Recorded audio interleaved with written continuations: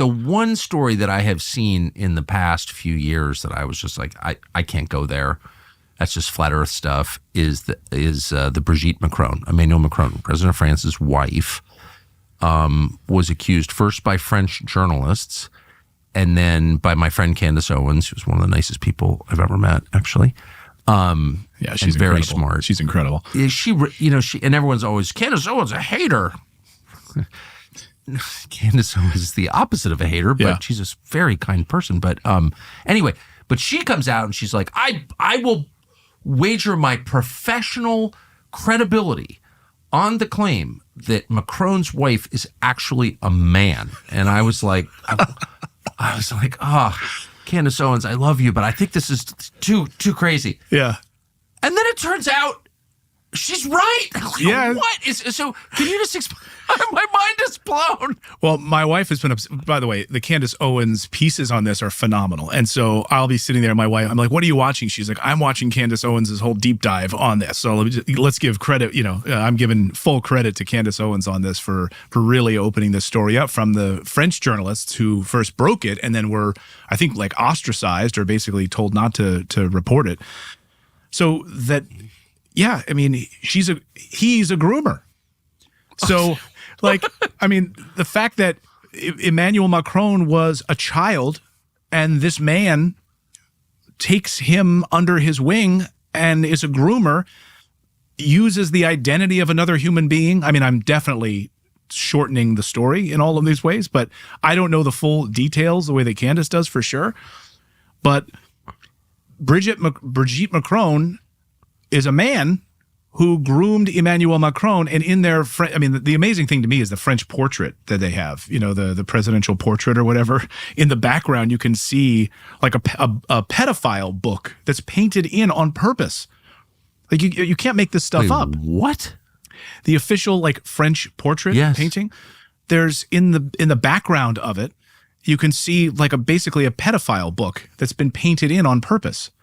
And other paintings that Brigitte Macron was famous for having around in the palace. All these really awful looking things that, you've got pictures of a barn here. Like the stuff that Brigitte likes to hang around is like pedophilia stuff on the walls. So it's incredibly crazy. What is it with pedophilia? I mean, pedophilia is one of those things that it's like, it's so, and I can relate to almost any sin, but I just want to be clear. I'm not being holier than thou. I mean, I've done bad things. I have had, bad impulses. I can kind of understand why people get pissed and shoot each other or steal or, I don't, but I get it. Road rage. Yeah. Completely. Yeah. There, but for the grace of God. That's how I sometimes feel. But pedophilia? Like, that's something that I can honestly say with a clean conscience never even occurred to me. That's like so. Yeah, I can say it too. What is that? It's to me, and what's it's on its surface is it's absolutely terrible. But then when you go even a layer deeper, when there's a whole mechanism protecting these people, who are all actively involved in it, in Hollywood, in Washington D.C., funneling. I mean, again, not to go back to it, but it's all part of this operation with these elites who, when you have these children, for instance, in Guatemala, 197,000 Guatemalan children that were funneled into the United States and were then funneled to be used in the sex trade in the United States. The United States is the largest purveyor of child sex trafficking in the world. The world. And we bring more children into the United States and are used for sex slavery than any country in the world. When Trump was asked, where are these children, these 300, 400,000 children, and Trump said, I think they're dead. Trump was honest about it. They are. They're used and abused and thrown away. And so when you have people like Brigitte Macron who are like groomers of children, it makes sense that they would be protected. It does. And these elite circles. It's incredibly disgusting. Boy, I never thought I would get to a place where I would like nod as somebody said our elites are trafficking children for pedophilia. But actually, once you see what's going on, it makes sense because what is pedophilia? It's a spiritual. It's not. I do think that it's more than just a diseased sexual impulse, though. It's clearly that. Yeah. But it's the desire to defile purity. Yeah. I think that's what it is. Yeah. I think the appeal is you take a child who is pure, physically untouched, not corrupted by adult desire, and you destroy that. Yeah. And that's the charge. And that's a spiritual thing. That's like child sacrifice. It's like, which was ubiquitous. And by the way, world. it's still happening. I mean, it's just, to me, it's just part of the same thing. Not all sleep aids are made by pharmaceutical companies. You probably heard about 8 Sleep by now. They developed the country's most innovative products for sleep. Almost everybody in our office uses something they make called the pod, and they love it. And there's a reason that professional athletes and lots of other smart people do too. You add the pod to your mattress like a mattress cover, and it helps you get a better night's sleep and fill with vitality at the start of each day, in an intimidating way almost. It's amazing. How does it do it? Well, it uses advanced technology to track your sleep and automatically adjust the temperature of your side of the bed to what's perfect for sleep. And temperature makes all the difference. It's backed by over 600 million hours of data. They've also used those insights to create their new product, Sleep Elixir, to help you get quiet before you go to bed, fall asleep faster, and stay knocked out longer. No grogginess, no weird side effects, just better deep sleep. So if you're ready to take sleep and recovery to the next level, go to 8sleep.com/Tucker to get $350 off your Pod 4 Ultra full refund for 30 days if you don't love it. It works. It's the child sex trafficking, and then they're killing off of the children. And I mean, I've spoken to sources who've witnessed it firsthand, who actually used to be a part of it and didn't know they were a part of it, out of Texas, and flying these children from these facilities in Texas and Abbott's backyard to different parts of the country. What about so you're flying them to where? Oh, we don't really know. They say that but it's just wealthy people's homes. And do you check up on them?